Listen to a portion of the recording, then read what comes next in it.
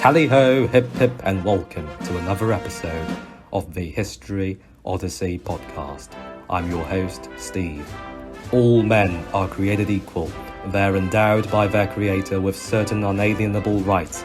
Among these are life, liberty, and the pursuit of happiness. Familiar words, are they not? Fellow Vietnamese listeners of this podcast might recall that these very words appeared in the Proclamation of Independence of our own native land, delivered by President Ho Chi Minh back in 1945. American listeners, however, would make a much earlier connection all the way back to the 18th century, 1776, July 4th in particular, during the Second Continental Congress in Philadelphia, Pennsylvania, where a declaration was introduced, a document whose influence reverberates around the world to this day via the nation it gave birth to. I am, of course, referring to the United States Declaration of Independence. The Declaration of Independence, formerly known as the Unanimous Declaration of the 13 United States of America, was, as its name suggests, the document declaring the birth and independence of a new nation now known as the USA. Now, first and foremost, I ought to provide you with some historical context regarding the origin of this document. In the latter half of the 18th century, tensions were reaching an unresolvable point between Great Britain and her 13 American colonies, which would go on to become the 13 founding states of the USA. The settlers of these colonies were dissatisfied and angered with the treatment that His Majesty's government of King George III had afforded them.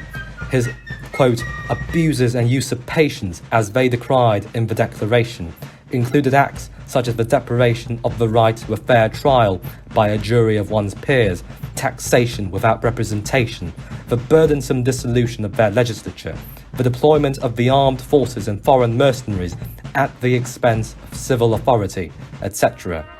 Initially, the American settlers did not seek war, but the king refused to acquiesce to any of their demands, and enough was enough. So they instigated a revolution, and along with it, a Declaration of Independence. And that is the very document we're going to analyse right now.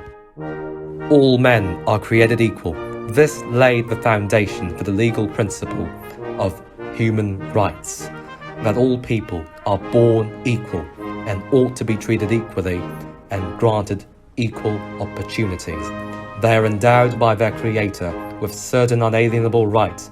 Among these are life, liberty, and the pursuit of happiness. These are unalienable rights, shan't be revoked and mustn't be violated. Any respectable or just government must protect and safeguard these rights of a citizen to have life, to enjoy liberty, and to pursue happiness.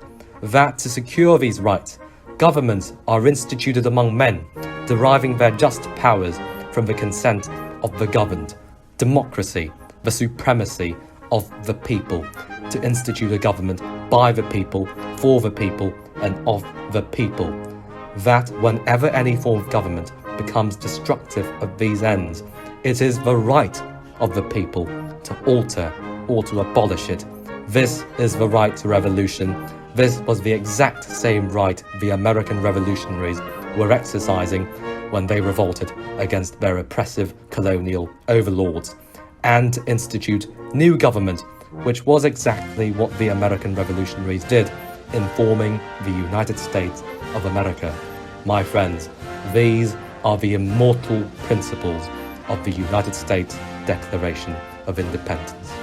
These immortal principles have truly become universal, and the world has fought arduously to make that a reality.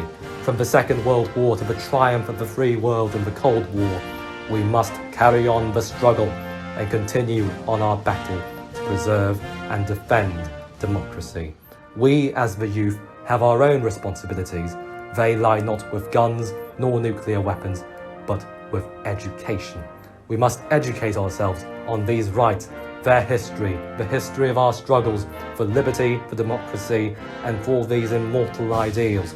And I hope that this episode contributes even if very little to that endeavour.